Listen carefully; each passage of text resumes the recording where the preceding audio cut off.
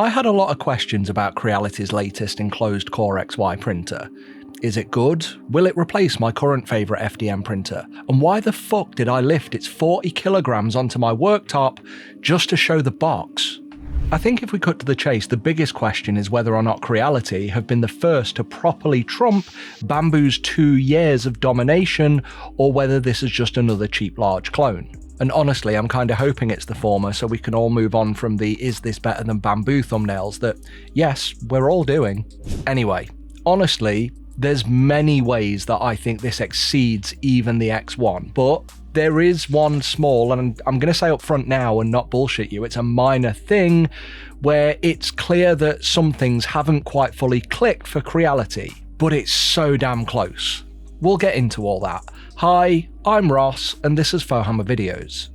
Now, my relationship with Creality printers have been love-hate. I've generally enjoyed the machines themselves, but a lot of the ancillary stuff around it, with the over-reliance on so many different models on the market and messy applications, have been an element I've often referred to as Crealityness, and it's never been meant in the most positive of ways. But the K2 genuinely is a clear sign of a new way for the brand. From unboxing to use, this has been an absolute joy to use, and I genuinely hope this is the start of a new, modern Creality.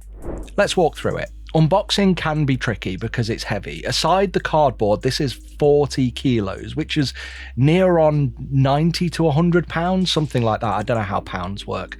I use them to spend to buy things here in the UK. Anyway, this weight is about the same as my doctor probably suggests I should lose. But included within this weight is the CFS and a couple of small rolls of filament just to get you started, along with some packaging and various plastic retainers. Setup is straightforward. Unbolt the CFS and then unbolt some retainer clips and then unbolt the bed. And as small as a benefit as it is, I was genuinely happy to see that every bolt you remove, along with all the bolts I use to connect things like the filament reel holder, all have the same 2.5mm hex head, so there's no need to fumble around with different tools, despite Creality providing a decently stocked tool case with this machine. Once you've got it out, just attach the screen and the side filament reel holder, plug it in, and you're pretty much good to go. Walk through the on-screen setup guide, connect to Wi-Fi and Creality Cloud if you like, and then it's ready to print. Now, if you get this as a combo with the CFS, that CFS connection is a bit of a longer process, but I do want to talk about that separately because it's got its own features.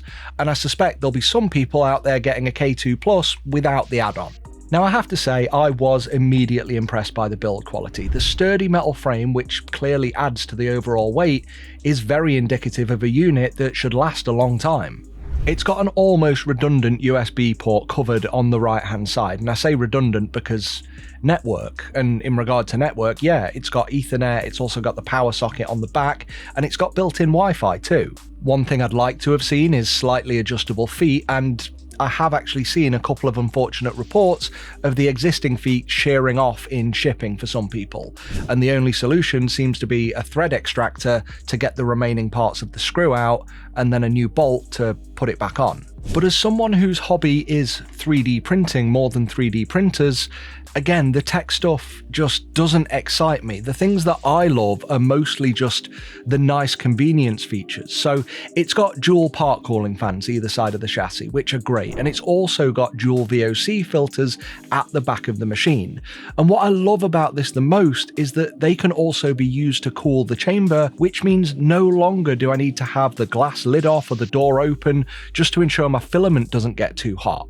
So when compared to the K1 or any other open printer, this significantly dampens those fan noises to the point that I'm comfortable sharing a room with it.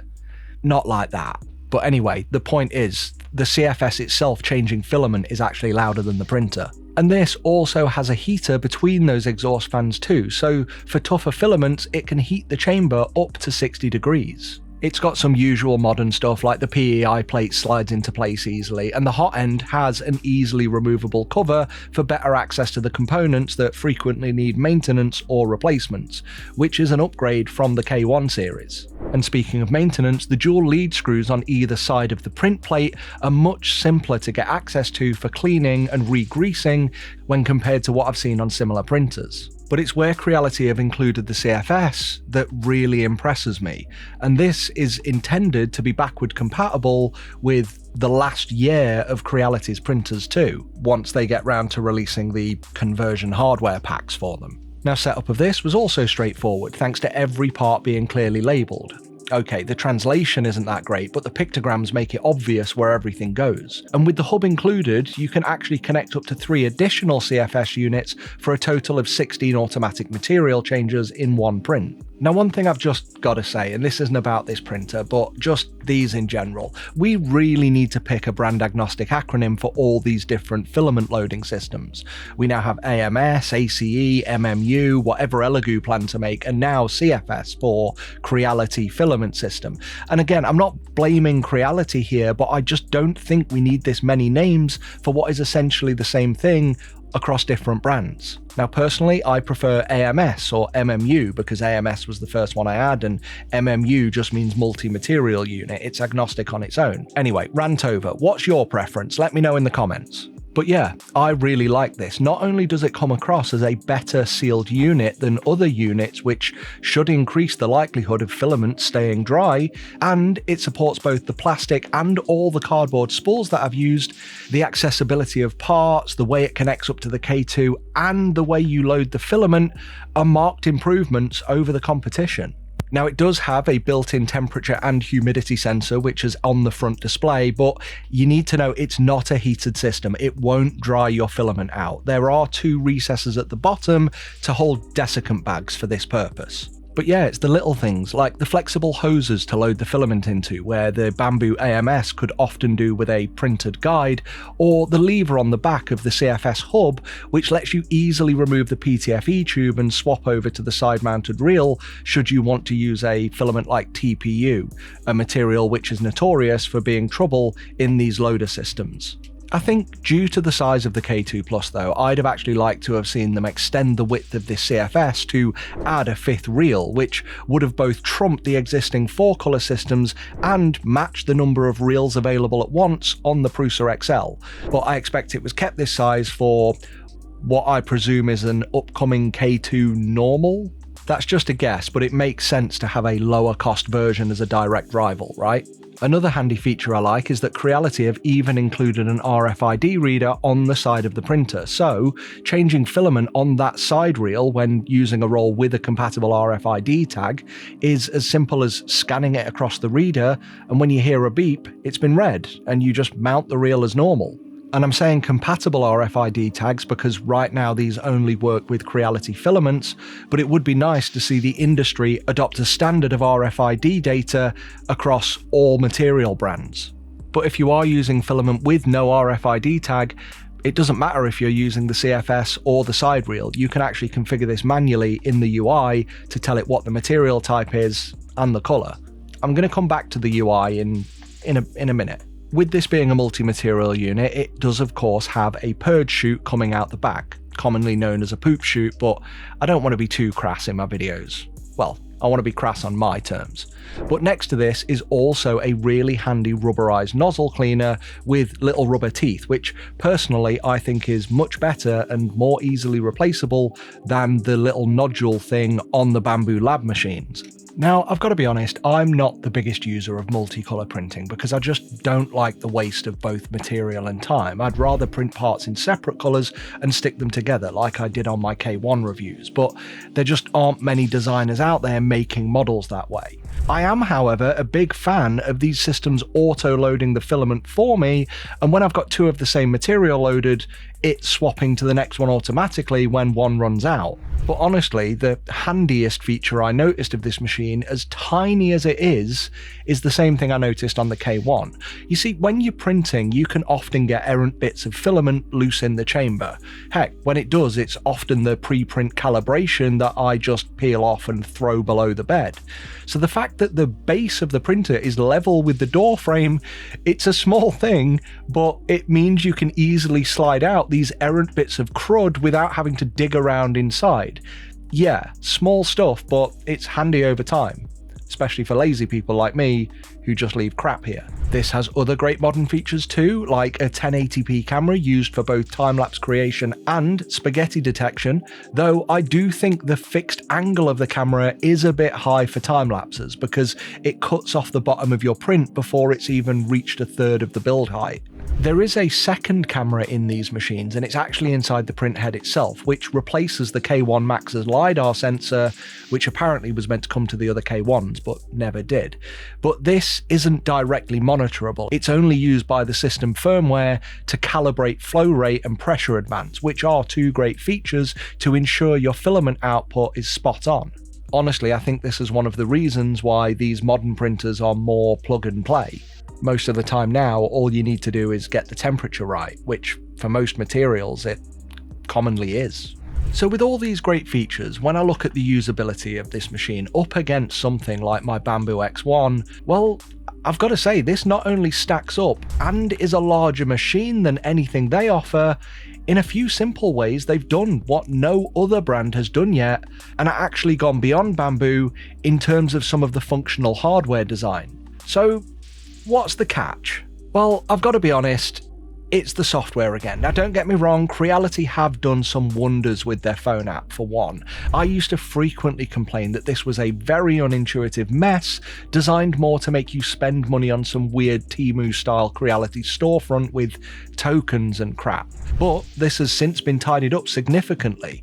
But I did still have a couple of issues where the app just wouldn't connect to my camera to check on the print. And I'm not going to complain about the UI. I mean, I can't complain about the UI because this is such a direct copy of the UI on the Bambu X1. It's almost like for like, including color. Like, I don't want to have a go at this, but I can't not call it out for being so on the nose. I suppose if it's not broke, don't fix it. Is that the right analogy? No, if good artists imitate, great artists steal. So if Creality are an artist, yeah, copy the UI. Maybe this is a Clipper standard, I don't know. But the thing I'm not the biggest fan of is Creality Print. Now, again, it's usable, sure, but it's got a lot of the aforementioned Creality-ness. So for those who aren't aware, this is based on Orca Slicer, which is a good thing.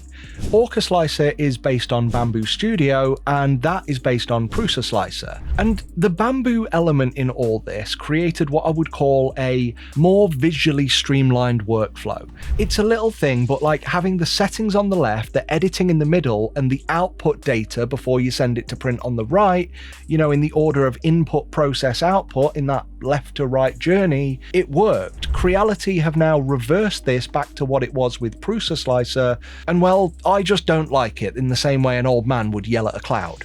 And there are a few odd bugs as well, like at one point I tried to delete a part because it had started failing mid-print, but I couldn't actually navigate round that part of the UI in the network connection to do it. Is that an own Orca bug, or is it something Creality have done? I just don't like it at all. But yeah, I think in this area, and a few people have pointed it out, Creality have got a few bugs to sort out, and they need to improve this software. They could do with just going back to how it was and changing the branding. I think that would have been a bit better for everyone. I genuinely feel we don't need this many differing slicers on the platform when they're all based on each other, and then we're changing the interface. But I get how getting used to one potentially not locks you into a brand's ecosystem, but holds you a bit more reliant on that brand's ecosystem and not wanting to go elsewhere, which is good for the brand, but not for everyday users who might want to chop and change printers every few years depending on who's got the best one. There's so many elements of the printer and the hardware where they've taken what exists already and made it better, but in my opinion, Creality Print, they've taken Orca Slicer, which is great, and made it worse. So now there's the bit that I need to say to cover my ass, is just the fact that we've got Creality's history of quality to consider, but we aren't going to truly understand where this machine fares until a good year or so into its life. And on the whole, the K1s have been pretty decent. But honestly, I think this is a great machine, and since I've only got room to store one in my office to use, yeah, I'm actually going to be replacing my Bambu X1 with the K2 Plus. And that's not any kind of political anti-Bambu thing based on what they've done recently. It's just that I've got this printer does what the Bambu printer does for me, but this one gives me more print volume. And it's also got potentially more upgradability too. Because this is more open source, it means that the more technical users out there can connect to it and use it in whatever ways they like. So yeah, whilst I'm not going to be pro or anti recent changes from other brands, because despite my own views on it, I have to remain objective as a reviewer, I would say it was probably a bad time for Bambu to release an update which makes their machines more restrictive. With things like this coming out, let's just see where it goes, shall we? There's still some software work to do here, but I'm gonna trust/hope that Creality are on the right path. Seeing them implement a more up-to-date technical wiki is a decent step in the right direction too. I think it's a bit too early to tell where this one's going to end up because there's a lot of competition on the horizon, but this is certainly one that's on track to becoming the new top dog and putting Creality back at the head of the home user market. And it's been a while since the Ender. Do you think we'll see a smaller K2? Let me know in the comments. I want to say thanks for watching, with a huge thanks going to our members who are on screen now. Please consider joining them. You'll get your name up in lights along with early access, exclusive videos and Discord roles. Until next time, movie quote. Fohammer out.